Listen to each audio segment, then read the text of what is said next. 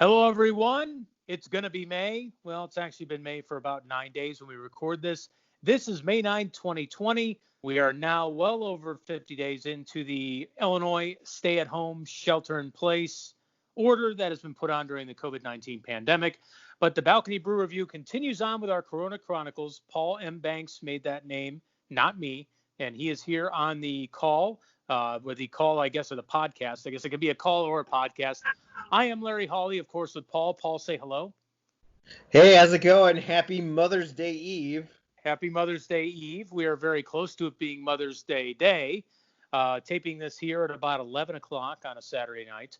As we continue on with the coronavirus, COVID-19 pandemic chronicles. Paul, how you holding up?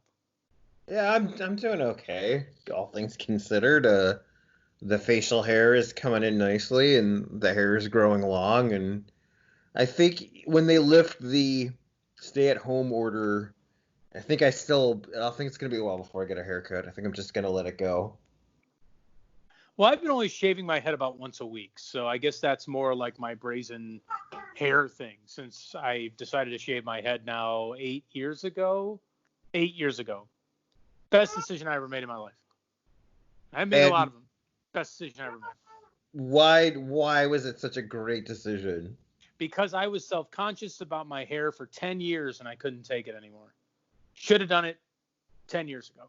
I had alopecia areata that caused my hair to fall out. Should have done it 10 years ago. Best decision I ever made. It's paying off at the moment, though my beard looks kind of ridiculous, but that's fine. Nothing wrong with that. That's kind of how it goes, though. Like, if you go with the shaved head, you gotta have the full goatee or full... See, Otis obviously agrees. That's why he's chiming in. It's good to see. Hello, Otis. Good to see you. Nice video the other day. Yeah, Otis says the lockdown hit him. I threw 5 tennis balls right in his wheelhouse to do his parkour, and he wouldn't do it. And what made it strange was he, set himself up to do the parkour. The way he looked at me, the way he responds to the cues where I tap the ball, but he still wouldn't do it. So maybe he's right now he's actually lifting one of the paintings up and looking underneath it. Well, which I've been told is not a common behavior for cats. Yeah, he's a special one. That works out. Paul, what are you drinking tonight? I am drinking the Jameson Cold Brew with the hints of coffee. It's before everything started to go south and we started to shut down, there was a lot of, oh my God, now he's actually underneath one of the, he's got his head, hold on, get out of there. I don't think that's good for his head to be underneath it, but whatever. I would probably agree. Although too bad we didn't have the video going, because that'd be quite something to watch. Yeah, I've got to I do videotape a lot of his quirky moments and his crazy stuff, but there's a lot of things I do miss, which I think would be great, and that would definitely be one. I don't know, maybe he's an art appraiser, maybe he's checking to make sure that it's authentic, so he's looking underneath there, but now that would be a hell of a Instagram where he judges art. Yeah, he's halfway there, that's for sure. I was just saying that'd be a heck of an Insta. You get that on Instagram, you might be at influencer level by that point. You could start getting cat products and cat art.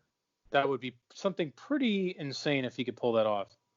That would be something that would definitely take off. That would be like the Nora the piano cat. There was that, I don't know if you've seen that on YouTube. I don't know. I may not have. It doesn't ring a bell. I'm usually good with the YouTube stuff, but this goes back. This is before social media took off. This was maybe I want to say 15 years ago, and there was a cat that would just in the middle of the night go downstairs and just start banging on the keys and then putting her head into it, and it got to a point where the human would go down and play the piano, and then the cat would respond. It's pretty amazing. Yeah, he's an intelligent cat, man, and he can move. I got to give you credit for that. That maybe you've inspired him, but whatever it is, man, that's one active cat. He's got a lot of personality. He's got a very big personality. He's obviously very smart, and he's obviously in great shape that he can do all that. So thank you. That's But wonderful. yeah, But yeah, sorry, he totally derailed our opening segment there. that's not a problem. That this is what it's all about. Well, live to tape. So it's a nice moment. We'll remember this in the Balcony Brew Review Corona Chronicles. How do you like the Jameson? Goes down really smooth. It's very tasty. As I was saying before everything started, we were getting close to St. Patrick's Day, so there's a lot of Jameson on sale. So I kind of stocked up. I have the Caskmates. There's the IPA edition with the Revolution Brewing. I've got the Stout edition, obviously aged in stout barrels. Then I've got what was the third one? It's got a green label. I took a photo of Otis with his little green shirt on for St. Patrick's Day, and I put that on Instagram. But the cold brew is my favorite because it's the tastiest, and it almost feels like there's not even alcohol in it. So I would recommend, yeah, the cold That's brew. interesting. Coffee mixes well, and it can mix well with a lot of different things with beers. But I don't remember. I don't think I've ever had it with whiskey. But there's one thing, and for mine, Paul, and I'll get to that a little bit because it very much relates to the beer that I have. So this is Wet Snout Peanut Butter Stout, Sleepy Dog Brewing. They have a brewing facility in Warrenville, Illinois, but they're based out of Tempe. So this is a stout. It's the last stout that I have in my fridge. I'm drinking it because the temperature last night dipped into the 30s, and it didn't get much warmer today. Very good. I like the subtle taste of peanut butter in it, and it's relatively smooth to drink. It's not a stout that's going to knock you out, and that works out pretty well. But let's go back to peanut butter. The beer is very good, very smooth. I've had peanut butter whiskey, and I found it very good. Have Oh, you ever I've had had the it? peanut butter whiskey. Yeah, it's got a the label design. It's meant to evoke a carnival, sort of. Mm-hmm. Yeah, Oh, that's what's the name good. of I it? was surprised by how good that was. Yeah, for some reason, it just whatever it was with the taste. I'm not a big whiskey guy. I'm not a big hard liquor guy. Here and there for bourbon, old fashioned. Honestly, my favorite drink probably is margaritas when it comes to mixed drink, just because I just happen to like it, but only when it's hot out. Uh, that's about the only thing that I'm not really a big mixed drink guy. But that peanut butter whiskey was really good, and it was great just straight. You didn't even have to mix it with anything. Typically I can't do anything straight when it comes to liquors, but that one I could. See, I'm kind of the opposite. Like that's one thing. I have a brother-in-law who always kind of makes fun of me for that when I bring Crown Royal to family parties or like I walk around drinking whiskey on the rocks or just drinking that. It's always kind of throws them off. No, it's not a big deal, man. It's great. People really enjoy the taste, and I wish I had a nose and a tongue for it. I don't. Maybe I don't drink enough of it. I just don't have really a nose or a tongue for it. So that's why I really don't do much with it. Well, how do you like the peanut butter stout? It's pretty good. It's really smooth. It's not, again, not heavy. It's not a stout that'll knock you out. It's 5.9% alcohol. Works well on a night like this where you're just trying to have a nice chill beer, but you want some taste to it. Very, very good. You get some, I said you taste it, you get some flavor to it, the traditional stout to it. Really, really enjoy it. Very good. Nice. This is a first try, so I've never had it before, and certainly get it again. Again, it's Sleepy Dog Brewing. They're out of Tempe, but it looks like they have a brewing facility here in Warrenville. So it's a little bit of a local beer. What bourbons are you into? The Bullets are the only ones I've really had, to be honest with you, in either sampling or even just having it with a drink or on the rocks. Mainly the Bullets. Mainly, to be honest with you, Paul, when I know bourbons, mainly it's out of the ones that are barrel aged for the beers. That's really where I've heard of most of them. I've not really done a lot of the bourbon. I would love to learn or get more of a tongue for bourbon. Maybe that's something I can take up. Then I can do that Kentucky tour. Yeah, I mean, I only hit two on the trail because I was there on a Sunday, which didn't help, and One I really wanted to do was Woodford Reserve, but I was Oh, there. that's a good one. I was there in January, and their hours are kind of limited to begin with, and in January they're even worse. So, I would. The thing is that I would do it again, but I would want to go to Louisville area this time. It's interesting. There is a definite, just like Louisville and Kentucky have their rivalry in basketball. Louisville and Lexington have a big rivalry in bourbons, and then of course they're all kind of scattered about and all around, but then there's some kind of in the middle. And yeah, when we're allowed to travel again, I'll take you up on that. Yeah, no, I will. Now I'll probably need to get a bus because if I try to like drink bourbon and try to go to places, like there's no way in the world I'm going to be able to even operate a bike. So that's going to have to be something we employ some sort of transportation because I am a very very scaredy cat when it comes to driving with even one or two beers. So let alone a couple of bourbons. Probably not what I want to do, but I'd love to see the try. And plus, it's a beautiful area too, so I actually wouldn't mind getting a chance to see it. Paul, let's get to that thing you brew. What do you got for this week? Any movie, song, TV show? What's up? Eric Larson books. I This is it. am Yes, the I've got The Splendid and the Vile, which picks up pretty much this date.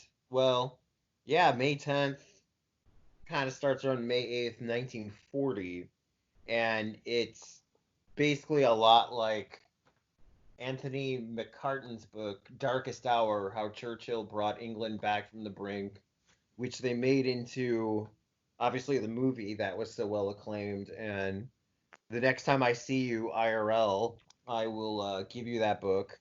Nice. Um, and you can sanitize it, of course, or something just to be safe. Cool. I'll have gloves on when I give it to you.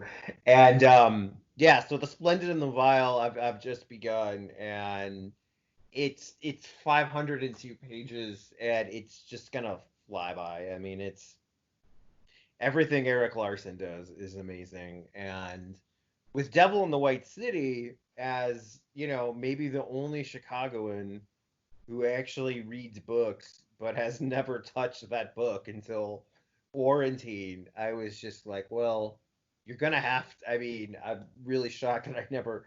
I'm already about a quarter of the way through it, and it's pretty amazing too. Just, obviously a lot of our listeners are from the area, and to refer to that remote desolate village of Evanston, and Inglewood was sort of a suburb, but kind of like the Gold Coast of its day, and extremely elite. And I'm like, it's Inglewood, and then to know that there were like casinos and brothels, and then people dying on via the train, that people would die from just taking the train. Like, it's just so crazy. Now, how'd you discover that? The Devil in the White City. Yeah. Well, it's been really, really popular, and someone very close to me is into Eric Larson, and she recommended the Churchill book. She was a big fan of In the Garden of Beasts, which is a book about Nazi Germany. And, Eric Larson's a writer who's very, everything is nonfiction, but all reads like a fiction book because it's that good. And she was telling me that, like, all these characters in that book, In the Garden of Beasts, were named Horst, which she found funny because I introduced her to Horst, that cat account on Instagram that I talked about last week on the pod. Just need more cat accounts. I should get my own cat account even though I don't have a cat. It's a guaranteed way to basically get yourself to the top of Instagram. It's incredible. Well, a buddy of mine, they had a corgi, and they had the Instagram account for a corgi for months before they actually got the dog, and it had about 300 followers before they even had a dog. Oh, it's fantastic. Yeah, it's crazy, man. It's funny. I'll bring this up. It's not even gonna be mine. There's a South Park episode where the guys are trying to make a hit TV show. And I think it was Clyde just kept making these incredible shows with like animals dancing to music. Then it was animals dancing to music with like a hat on. I want to say that's what it was. People just love pets. Yes, yes, it was the episode. It was the news episode, Mm-hmm. and it was really a great. Super sexy action super school news, or it was super sexy action school news. I forget how it went. Basically, the Simpsons episode and the South Park episode are kind of similar, just made many years apart, but they're basically really intelligent diatribes in the media industry, and everything they've said is totally correct. And yeah, because Craig had like dogs wearing hats or Mm-hmm. just cute animals, and he just crushed him in the ratings. Yep. I'm one of Bart's people. Oh, That was genius. I remember watching that for the first time. It was genius. Oh, the lady and her ducks. I think the lady and her ducks. And then Lisa trapped Bart with the Catwoman. yes. I think that's how Lisa trapped Bart. That's good stuff. No, it's cool to hear about Larson. I look forward to reading it. That's one thing I haven't done as much in the quarantine is read. I credit to you, man, for doing that. Well, it took me a while to get to that point. I think just like, the other day I finally did push-ups and sit-ups. That was one thing I was supposed to be doing since the beginning, but we all get to different points with it. Yeah, I've actually kind of been able to keep up a little bit of that, but good for you. And as I said last week, kind of blowing up last week, whatever you can do inside, just take it. Just stay sane. You don't have to be, learn 10 languages and become a superhero or meditate yourself to the point where you discover the meaning of life. I've decluttered and cleaned out my bookshelves. That's enough for me. That'll work. Paul, my that thing you brew is from a doc, not a documentary. It's more of a movie, I guess, sort of a documentary. So I go through Netflix and there's so much there I can't find stuff. But having done improv and discovered Second City kind of last 3 years, I came across Douglas Kenny, or Doug Kenny as he was known in the comedy world. I only knew a little bit of him, but it was a film on Netflix. Decided to watch it because it was all about the start of National Lampoon. And I was really interested because we know in our generation, because we grew up as youth in the late 80s, we know about National Lampoon's Christmas Vacation. We know of the name, that we heard of it back in the day. The magazine, we weren't really of consciousness when the magazine was really in its heyday. But Doug was one of the founders of the magazine, went to Harvard. He took the Harvard Lampoon, which was a brand, and made it national. It was really interesting to hear about his story. I didn't know anything about him really outside of that. I knew he was a writer. I knew he had involvement in Animal House.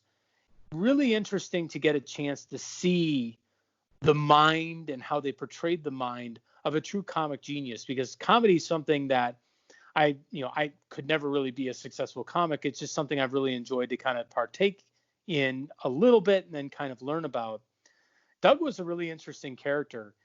Interesting to see kind of the parallels, the business that I do and he does, the tons of hours, the obsession with being better, the obsession with being not just good, not just great, but being exceptional, being trend changing, and how this obsession drove him not only to produce one of the greatest comedy films of all time, and that's Animal House, where it was a truly changing kind of film, and then creating Caddyshack, but also seeing how much it created so much chaos in his own brain, and eventually led to alcohol abuse, led to substance abuse, and eventually what's believed to be his death via suicide on what was a rehab trip to Hawaii.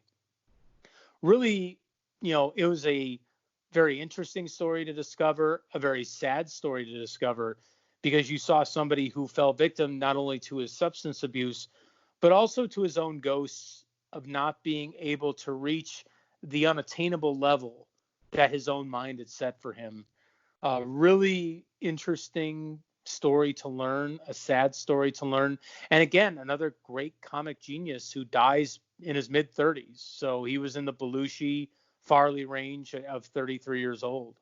So interesting to learn about that story, interesting to watch the film and to see just how you have these incredible ideas, and then it kind of festers into an obsession and festers into getting better.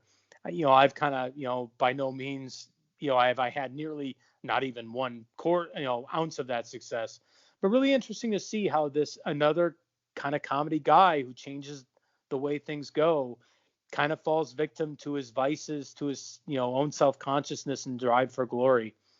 Very well done film. They were able to keep what is a somewhat inspirational and then very sad story and keep it kind of upbeat tone to it.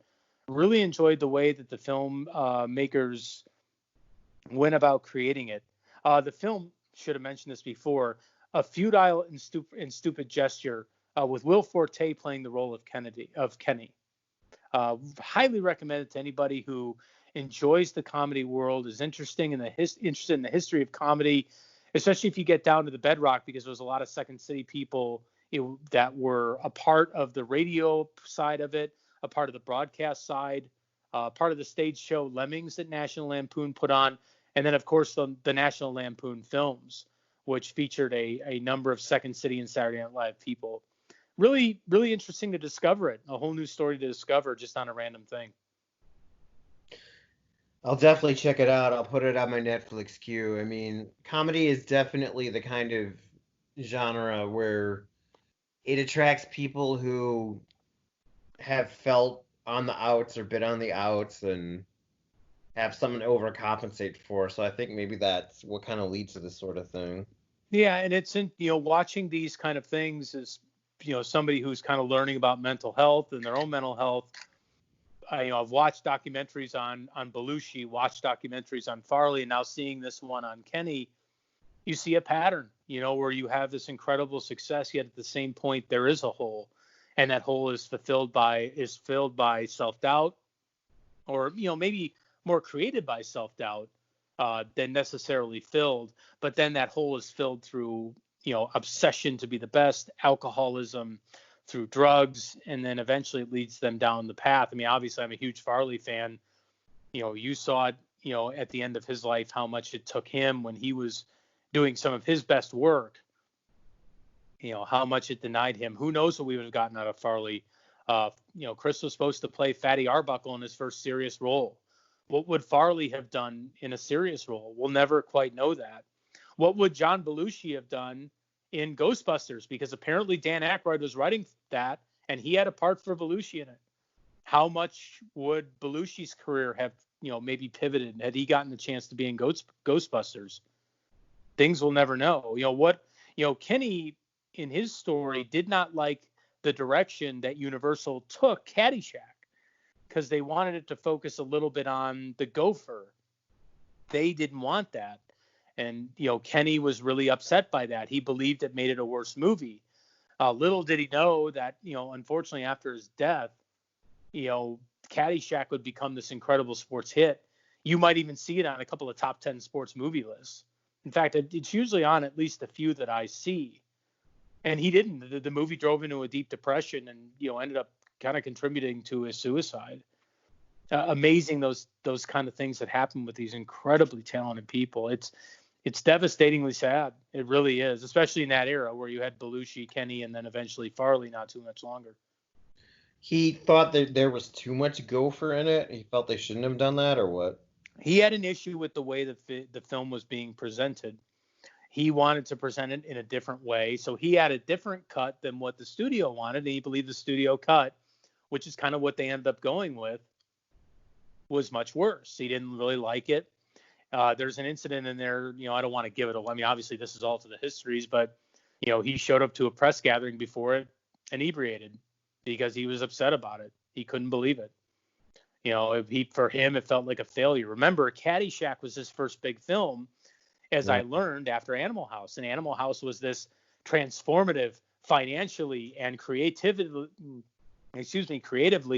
breakthrough movie. And it was sad to see at least in his mind, not be able to live up to that with Caddyshack, which in the end, unfortunately, he really did. I say that unfortunately because he never had a chance to see what Caddyshack would mean not only to the comedy world, but also to the sports world and also to the very popular world of golf movies, as we've seen from, even a comedy like Happy Gilmore to even more of a drama, maybe I guess comedy with Tin Cup. Caddyshack was part of that. He never saw it. His own obsession with being great and the depression, killed him before he could ever even really realize it. I actually remember seeing the the DVD bonus scenes and the behind the scenes, like a documentary about Caddyshack, just decades after it came out, many years later, and um, Lacey Underall, that's a character. What's the actress's name? Oh, I'm forgetting. But I guess Rodney Dangerfield had said to her, "What, what's going on here? What's everyone?" I don't know. I can't really do a Rodney Dangerfield. Yeah, that's a tough one. That's it's a tough one to do. No, yeah. Now I sound like a really bad John Travolta there. No, what he said to her, like, why is everyone so silent and stopping when I'm doing my lines? Like, why am I bombing here? Am I just dying here? Like, why? And Lacey Underall says, like, you have no idea. Like, you're running away with it. Like, you're killing it. And to me, that movie mostly is Ted Knight versus Rodney Dangerfield. And my all-time favorite Simpsons episode is basically a very, very loose ripoff of Caddyshack, in which Rodney Dangerfield guested as Mr. Burns' long-lost son. I remember that. And you remember that. So you remember that episode. So it is kind of, it worked off it was the slobs versus the snobs dynamic. It was refined, and they just kind of stole the same dimension there, and then even at the end, if you remember the ending, they end with playing Journey any way you want it, and just the silliness. It was like tip of the hat to, yeah, this is what we did here. I think what Kenny wanted to focus on, because part of the dynamic with him was that he grew up with a father, kind of an affluent family, and his father was a great tennis guy, and I think he wanted to portray a film of kind of these misfits in the club, just like you talked about. And the caddies were kind of, they were these just normal kids, catering to these rich people. And I think that Kenny wanted more of the focus to be on the caddies and this dynamic of these, kids from middle class or neighborhoods going into these super swanky clubs where they think they're better than you. And I think he wanted to focus on that dynamic. And as you point out there, he kind of did that, but there was something about it that just irked him and obviously drove him to a place he didn't expect. So, but very interesting to see it. Definitely would check it out on Netflix if you get the chance. And I can tell you from the men that my sister's married that if there's any white males on the older end of Gen X in your life, they will quote Caddyshack without any problem at any time. Indeed. I always remember, I'm all right. Don't know how to worry about me. Yeah, I mean, that's what that song just sticks in my head every time I watch it. Kenny Loggins. Yeah. I love it.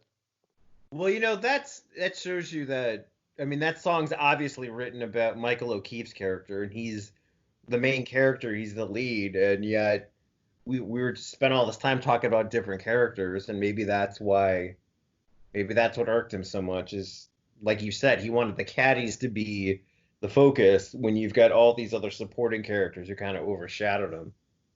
Yeah. Paul, let's go to the Island of Misfit Toys. What do you got this week?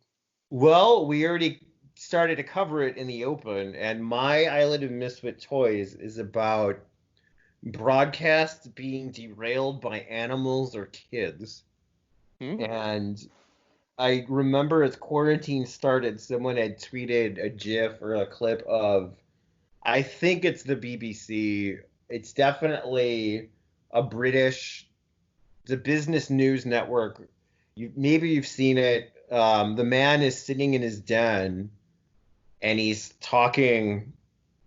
He's doing a TV hit, and then it goes to the studio, and the door behind him opens, and one kid comes in one of those like wheelie dealy things with the little table on it.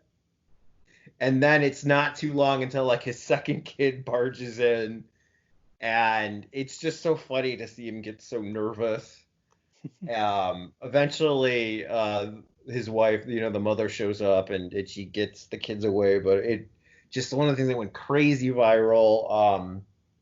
So someone tweeted that and said, now that everyone's gonna be working at home, now that it's gonna happen all the time, and I was watching CNBC, and there was some stock market analyst, and his cat jumped on the table, so the anchor was like, "Oh, that's a cat? Oh, well, show us the cat." And that clip I sent you, the guy on ESPN, where the timing was just perfect, where they're like, should Liverpool side this player? And it's like, wow, wow.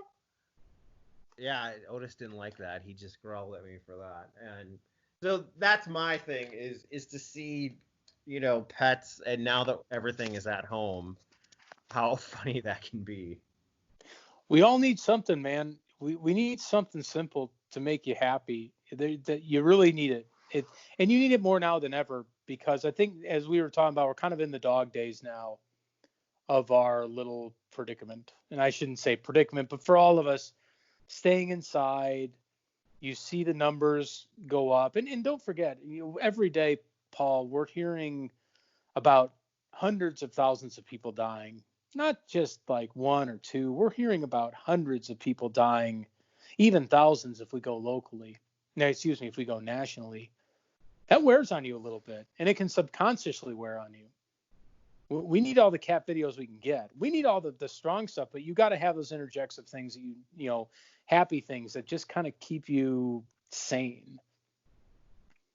Well, I mean, because we're both broadcasting veterans, you more so than I am, but just the idea of like it's the news and it's so serious, and I'm an analyst, and it's like, well, yeah, well, here's this cat that's just like, no, I'm more important, or Yeah. like I think that's great, and I think it's great when people kind of roll with it. Yeah, it's wonderful. See, you make it work. I like that. Again, animals are, maybe someday they'll take over for us, but at the moment, man, they bring joy to a lot of people, and joy you need right now, because it's the dog days now. It's not like, first, we talked about this actually before we came on the podcast, Paul, about there are stages of this. And Paul, why don't you explain kind of, we were talking a little bit about this, so why don't you kind of go a little bit more into that?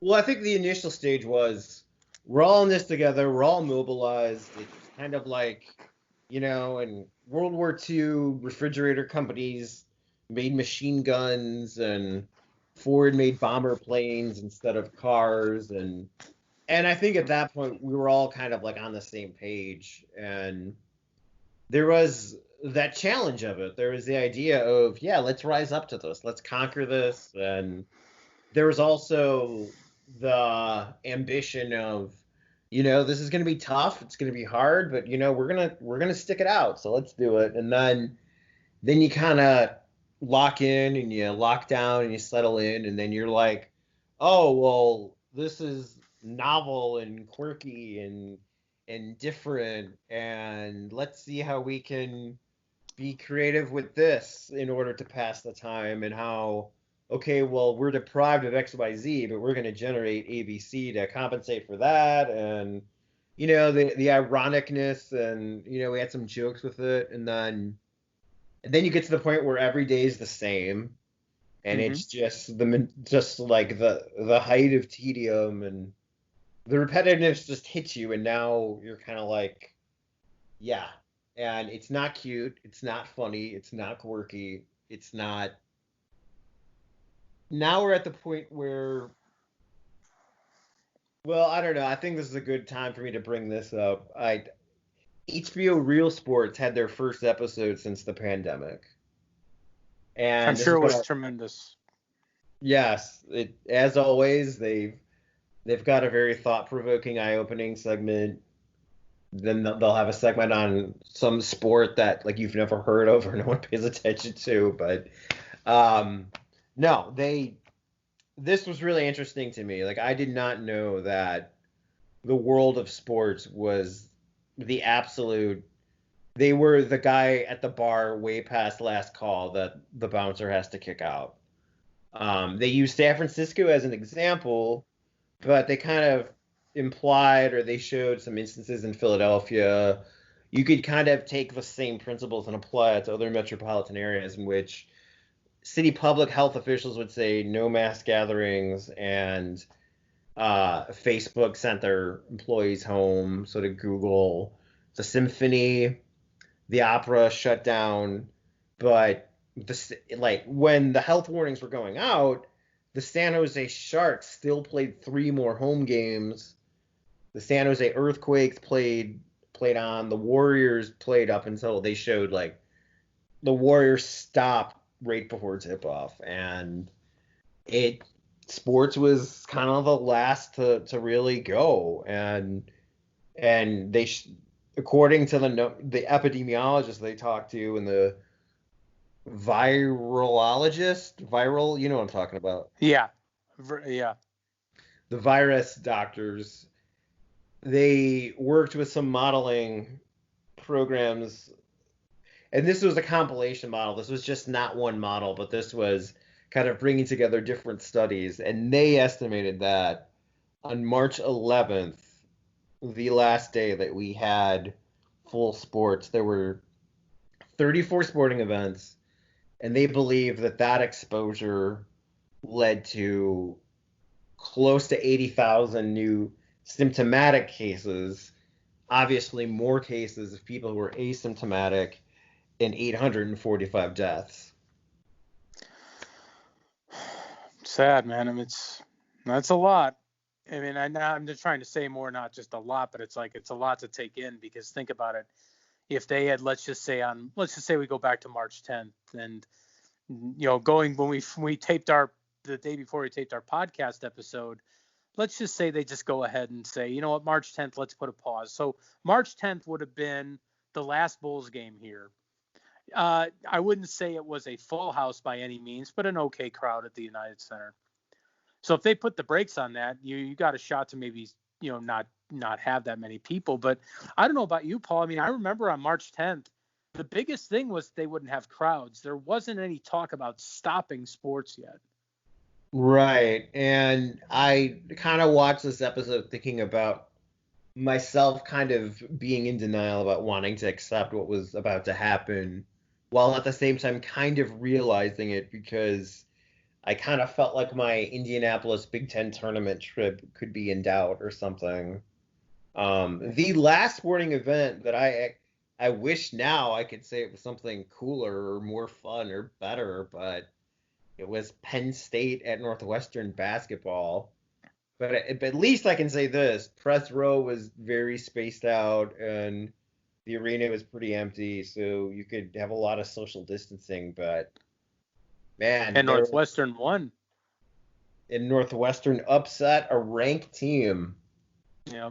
Yeah, a really, really bad Northwestern team beat a ranked team, and in the media room, there was one reporter just the first thing he brought up was the virus, and he just was freaking out about it. And then there was another guy who was kind of like, yeah, well, if you get it, it's really nasty. And I just remember saying to both of them that day, I'm like, I'm in the moderate lane on this. I'm like, this is real. You don't want to mess with it, but I don't think it's the end of the world. I don't think it's the plague. And well, it turns out it is kind of the end of the world, and it kind of is the plague. Yeah. But that was all that point. I mean, so Illinois beat Iowa the next day. What ended up being probably one of the better moments for the program, really, in this past probably decade. One of the better moments. I might be in the top 5.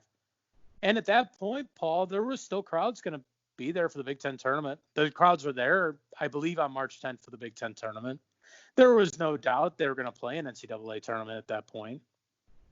It was quick. I mean, the door shut fast, like super fast. I mean, that's what the ferocity of that. Even that March 10th, so I covered that Bulls game. It was against the Cavs. March 10th. There was no thought that they would shut the leagues down. There was a thought that they would have no fans. That was reality at that point, that there'd be no fans. There really wasn't any talk about shutting sports down at all at that point. At least in my mind, I didn't think that would be the case. 24 hours later, the NBA is done. And the Blackhawks actually that night hosted a game with another full house. So you talk about those numbers for March 11th. Part of that is Chicago because the Hawks played oddly enough, Paul, they played the Sharks that night. Yeah, yeah. And there were 21,000 people there. So that was right there. That was for real. I remember seeing that. I had gone to a friend. Paul and I had, we had met for a beer, and after our podcast, then I went to a brewery for a fundraiser, and I saw that on there. And we weren't that far from the United Center because there's a big Brewers patch of breweries. It's, maybe quarter mile north of the stadium. And I remember looking because I could kind of see it out the window. I'm like, that venue's not going to host a game for the rest of this year. Now I'm just going, my God. I'm like, I even wondered if people inside knew about it. I assume with smartphones they did, but. So, yeah, you had that feeling that night, huh? Yeah, that night I'm like, I figured at that point, I figured every league would stop.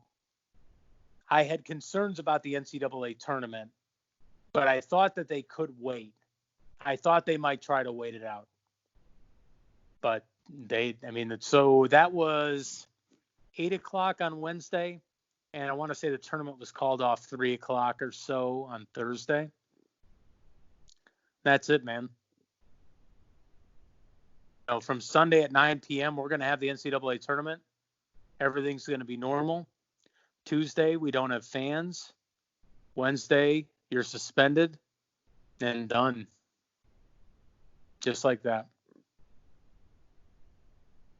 And who knows when sports are coming back? Well, there's not going to be fans, that's for sure. No, and I think it's going to be a while.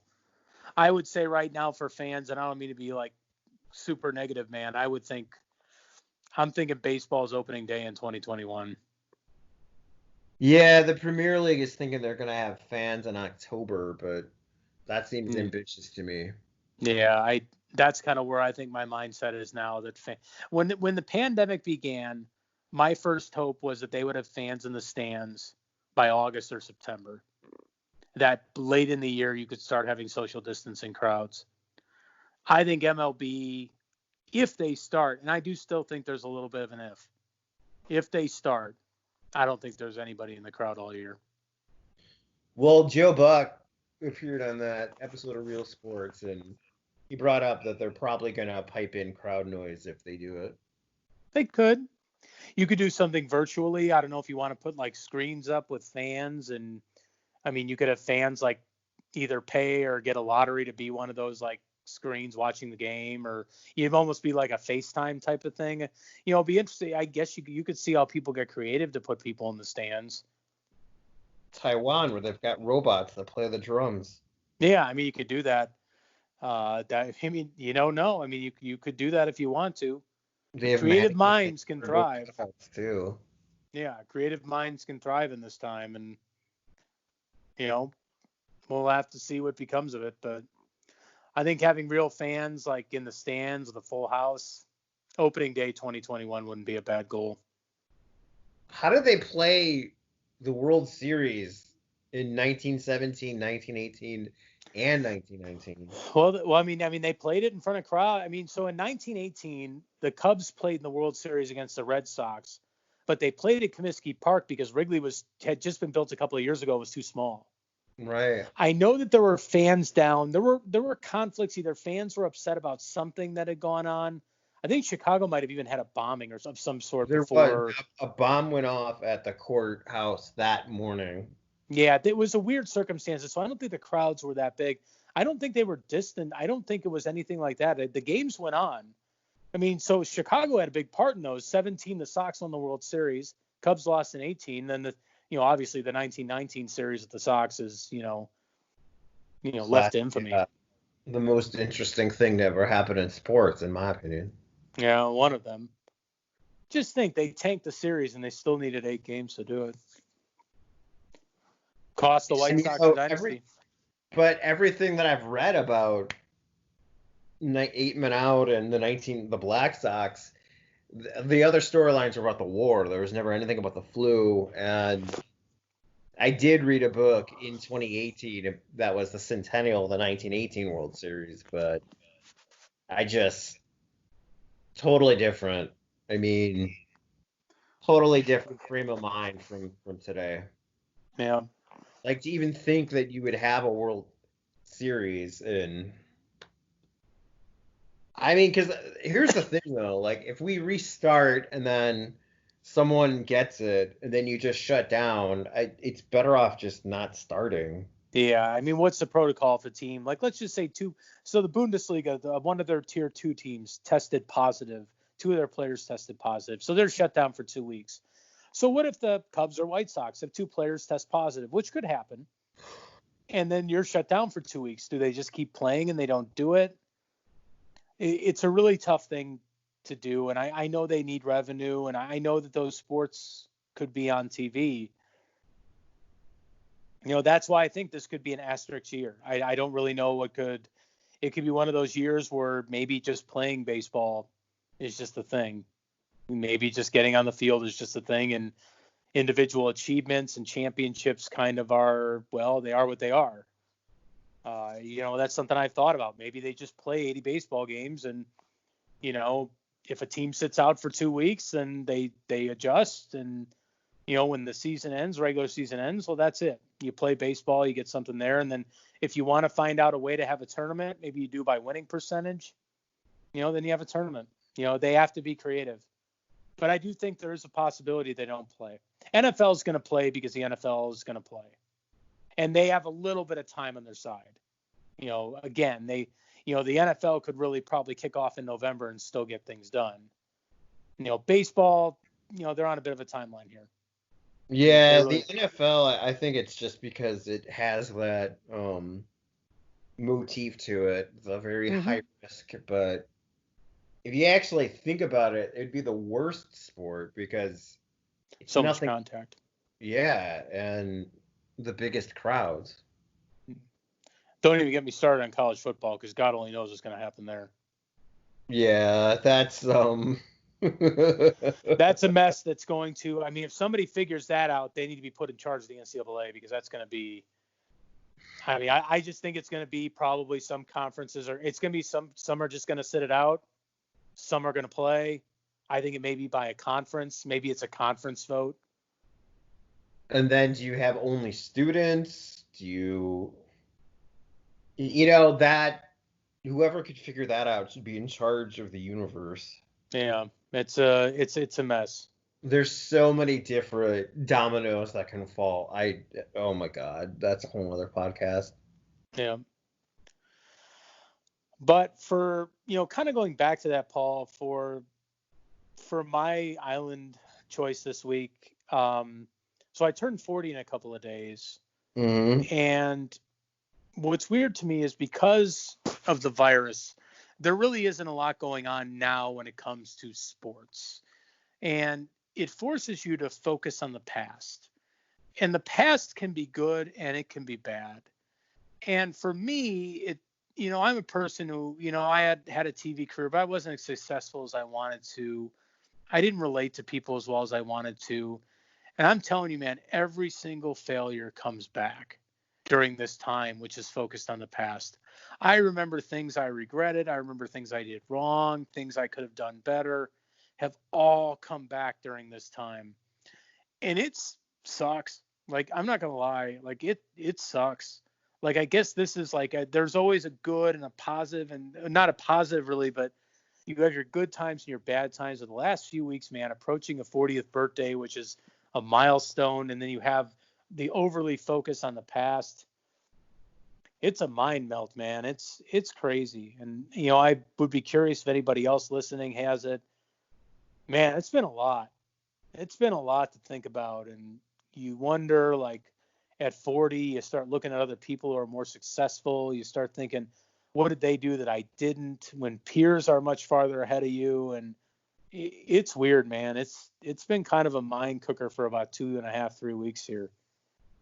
Well, it's difficult in that there's not much to look forward to, so you can't help but look back. It's a lot, man, and you got to look back. And my whole thing is future. I always think the Mad Men line. Look ahead. The Don Draper thing. When he switched his identity, there was a lady on the train. As he was coming home, said, "Look ahead, look ahead." And I want to do that desperately. You can't do it. Because right now we don't know what's ahead, and whether what's ahead's going to be good or not, you don't know. Moving forward with your life, starting a new chapter, not going to happen. I mean, for a little bit here, it's a lot. It's a lot. It's much more than I thought it would be. I knew when this all started, it was going to probably drag into May, and now it's going to probably drag into June. It's a lot, man. It's like putting your mind into a pot full of water and then turning up the gas and boiling. It's a little crazy. It's a lot to think about. Yeah, the best thing I would say is don't make any major decisions about anything, jobs, moving, cars, anything like that now. Yeah, and that's it. The world this is.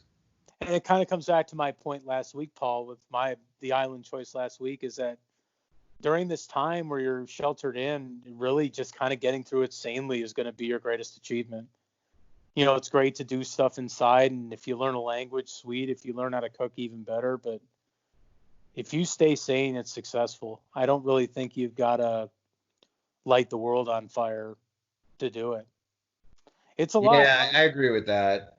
Stay safe, stay healthy, stay sane, tread water. That's enough.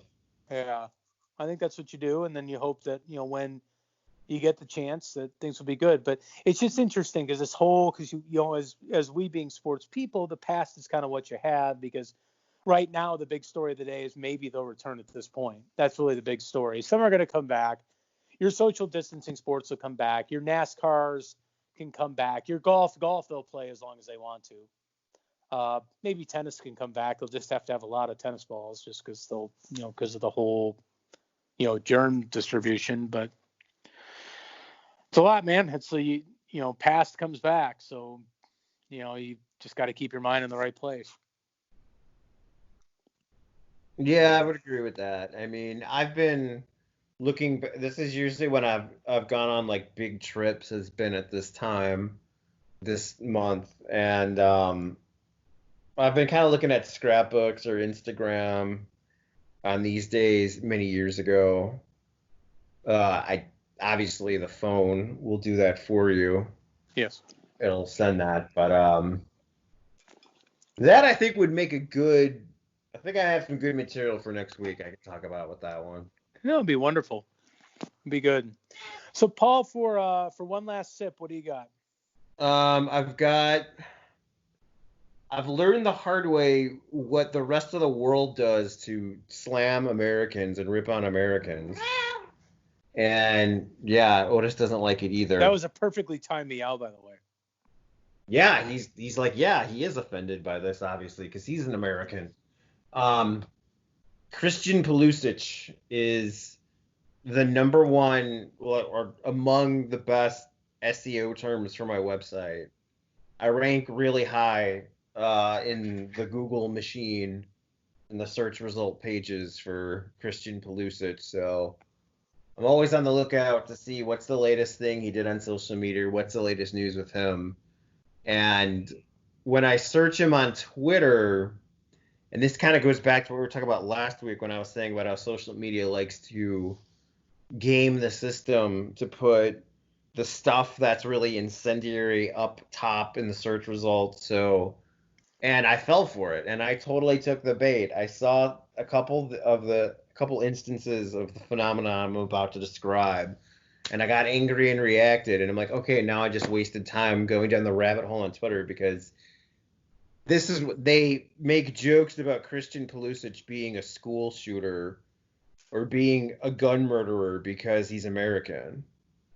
Because in the rest of the world, where soccer's the biggest sport and Pulisic is the best player, we're most promising, most hyped up young player we've had in a long time, and probably the most high profile. And I saw this during the Women's World Cup too. They like when Alex Morgan did her tea sipping ceremony to mock England after she scored.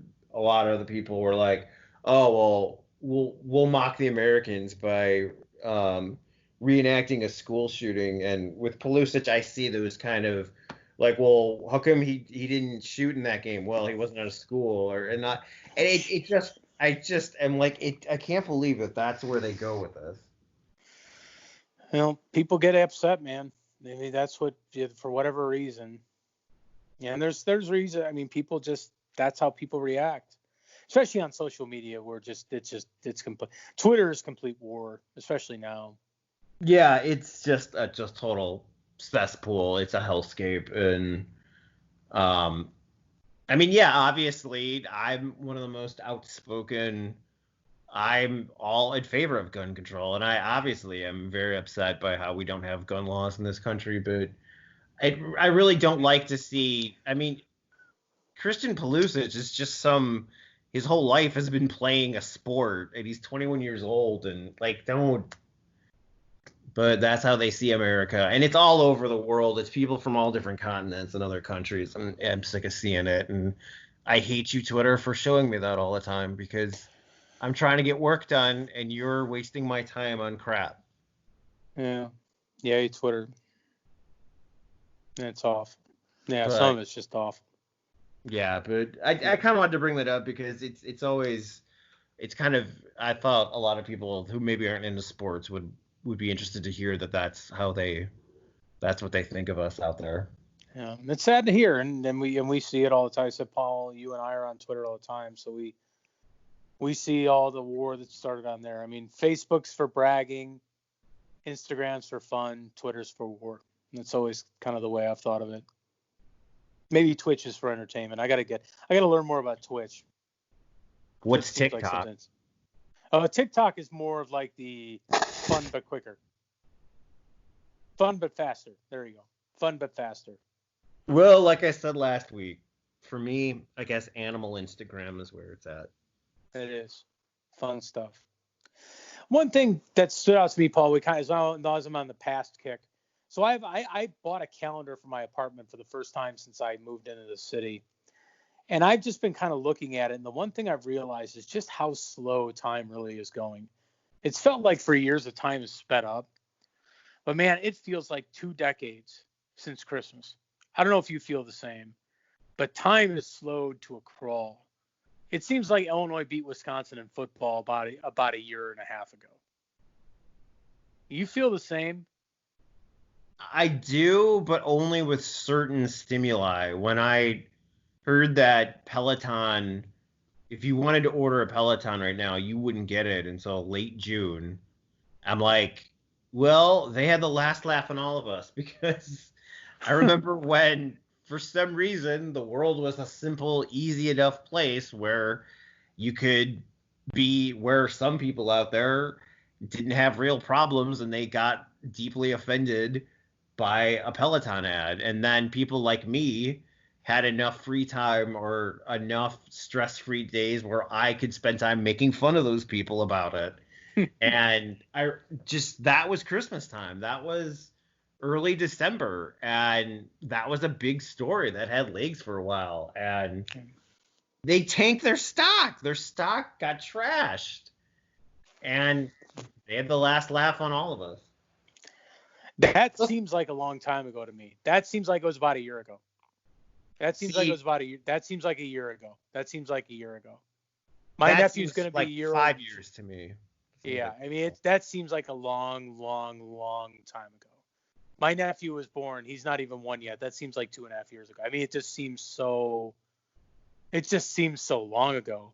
The Cody Parkey game was on, like it was on a replay of something. That seems like 3 years ago. That's like 4 or 5 years. It seems like time has really slowed up after seeming to go so fast. I mean, the pandemic slowed time down a ton. A ton. It's I feel pretty like incredible. March was that way. I felt March never ended, but It now didn't. March felt long. Yeah. Well, I don't know how much longer it'll be, but hopefully June will bring at least something. Something. Hopefully. I know it's a common joke to say, what day is it? What's a weekend? What does it matter? But I just, in our line of work, that's not an option. No. I'm always hyper aware of the date, time, and everything. No, I'm fully aware of the day, the time. It's that I know. No. Yeah, it's not. You can't escape to an island and throw your phone away anymore or something. No. Then you'd have no way to get home because the island probably doesn't have any planes, and no plane's going to fly to a random island if they don't know what their protocols are. So. And you probably need to check in at the airport with your phone. So the island by yourself fantasy is going to just have to be another day. So, Paul, it was fun again, man. Great Absolutely. to talk to you. Awesome. For Paul M. Banks, I'm Larry Hawley. That is the Balcony Brew Review. This is our 5th episode, taking place on May 9th, 2020, in the midst of the COVID-19 pandemic. We hope you enjoyed the episode. And as always, stay safe, stay positive, and if you can, stay at home. Cheers.